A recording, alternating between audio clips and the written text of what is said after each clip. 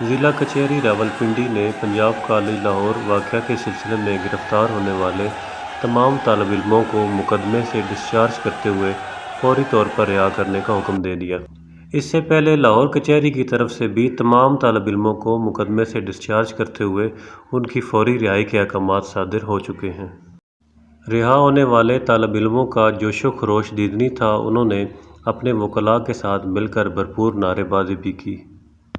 گزشتہ روز ضلع جہلم میں جی ٹی روڈ بلاک کر کے احتجاج کرنے والے طالب علموں کو بھی عدالت میں پیش کیا گیا۔ وکلاء کے بھرپور دلائل کے بعد علاقہ مجسٹریٹ نے تمام طالب علموں کو مقدمے سے ڈسچارج کرتے ہوئے فوری رہائی کے احکامات صادر فرما دیے۔